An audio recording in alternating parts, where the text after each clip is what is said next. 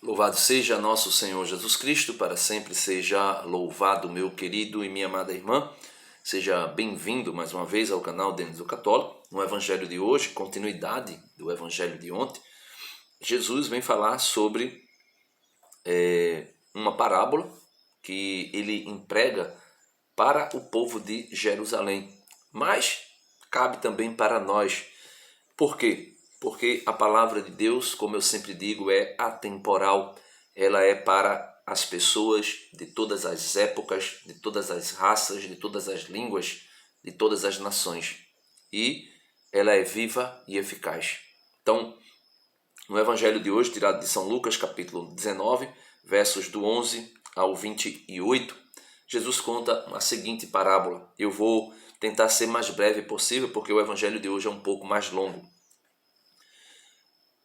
Como a multidão o escutasse, acrescentou uma parábola, pois estavam perto de Jerusalém, e eles criam que o reino de Deus iria revelar-se de um momento para outro.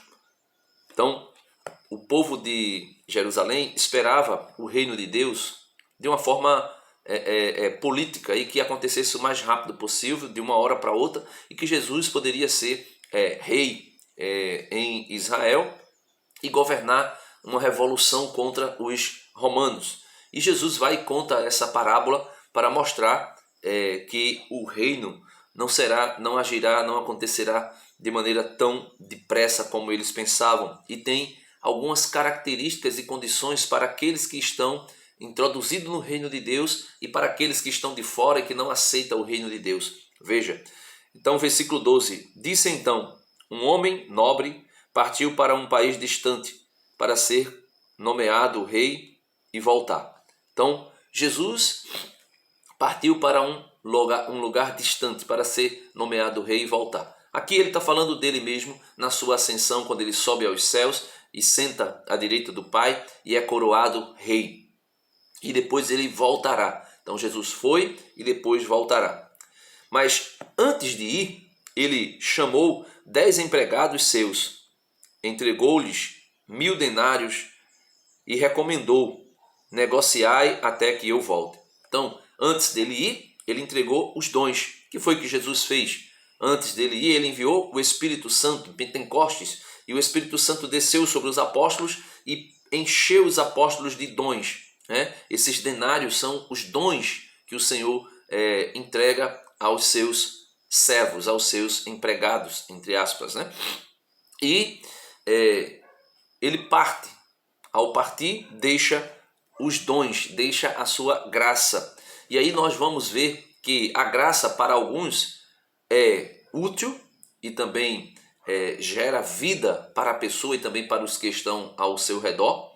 Mas também para alguns a graça é inútil. Não porque a graça não tenha utilidade. A graça é graça. A graça gera vida. Porém, alguns resistem à graça e a graça se torna inútil. São Paulo vai dizer isso: a graça de Deus em minha vida não foi estéril, ou seja, não foi inútil. Pelo contrário, eu trabalhei mais do que todos os outros. Aí ele diz: não eu, mas a graça de Deus em mim. Então, a graça de Deus pode ser inútil, pode ser estéril para algumas pessoas. E a parábola vai mostrar isso. Veja,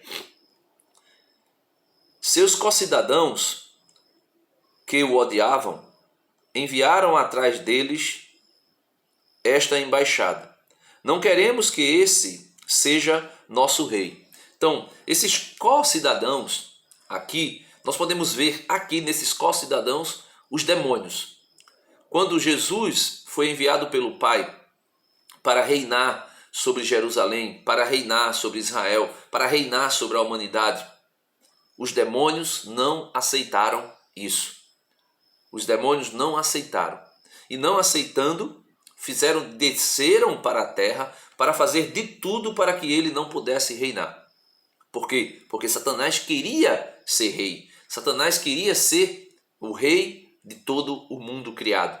Tanto é que lá em São Mateus capítulo 4, na tentação do deserto, Satanás vai dizer: se tu se prostrar e me adorar, eu te darei todos esses reinos. Como se ele fosse possuidor desses reinos. Na verdade, ele não tinha nada, era um mentiroso. João 8,44, ele é o pai da mentira. Então, esses co-cidadãos do céu, que moravam no céu, que habitavam o céu, tinha ódio de Jesus e não queria que ele reinasse, ele reinasse sobre eles.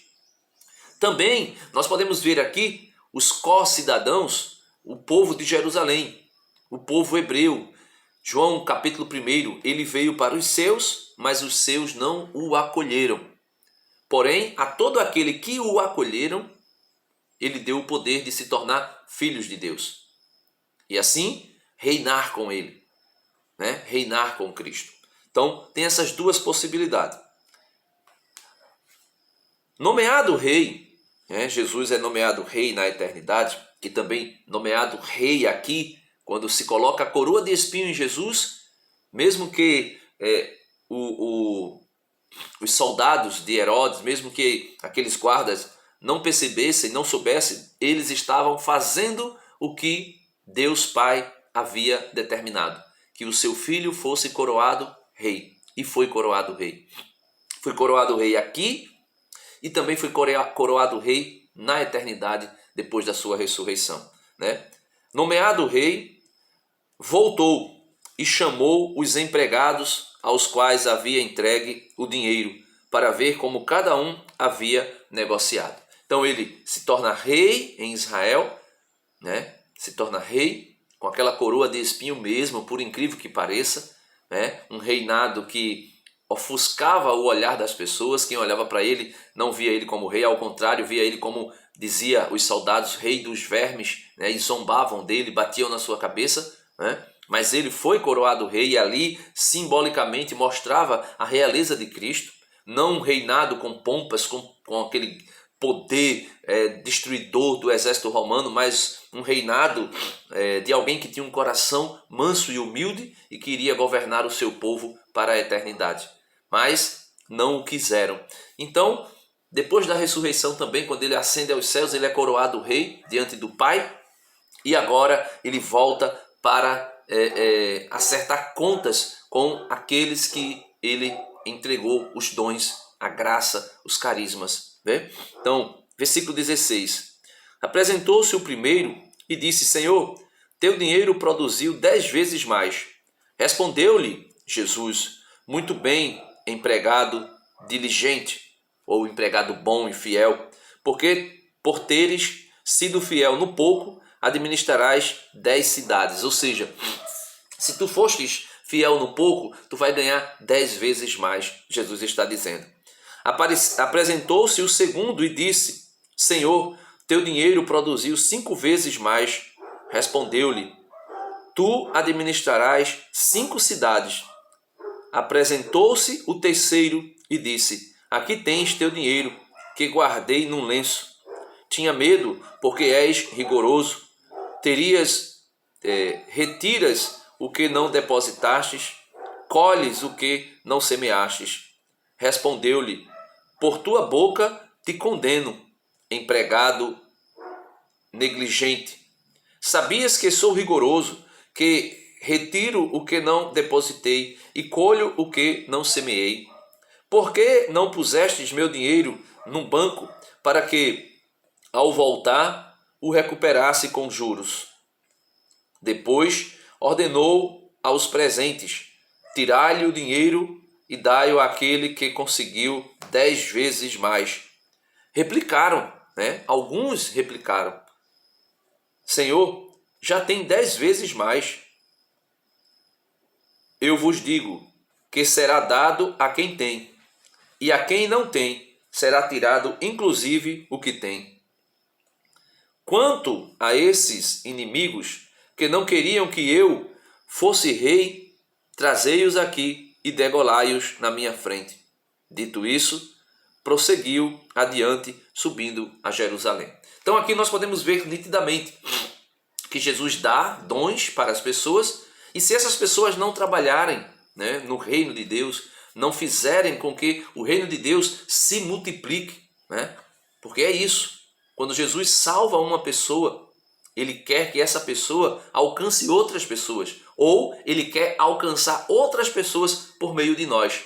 Então, meus irmãos, que nós possamos pedir ao Senhor a graça de sermos servos fiéis, servos que produzem fruto, senão do contrário ficaremos de fora. E aqui mais uma vez nós podemos ver nitidamente que essa história dos protestantes de dizer que o homem é salvo somente por crer, esse homem aqui, veja, tinha um homem aqui, o terceiro, ele cria tanto, né, em Deus e sabia tanto da rigorosidade de Deus para com os seus servos que ele ficou com medo e disse, olha, eu vou guardar. Ele recebeu a graça, recebeu a fé, mas ele disse, eu vou guardar, eu vou colocar aqui, eu vou deixar aqui. Ou será que aquela graça foi diferente das dos outros dois que serviram, que trabalharam, que produziram? Não, foi igual, foi idêntica. Foi idêntica. Porém, ele foi negligente, ele disse, não vou trabalhar, vou ficar aqui. Eu creio, mas eu não vou fazer nada. Aí foi tirado dele até o que ele pensava ter, a graça e a fé. E aí ele foi, infelizmente, lançado na prisão, foi lançado nas trevas, foi lançado no inferno. Então, nós possamos pedir ao Senhor para um dia podermos dizer ao Senhor, como São Paulo disse, Senhor, a tua graça em mim não foi estéril. Ao contrário, eu trabalhei e trabalhei muito. Deus abençoe você e até amanhã, se Deus quiser.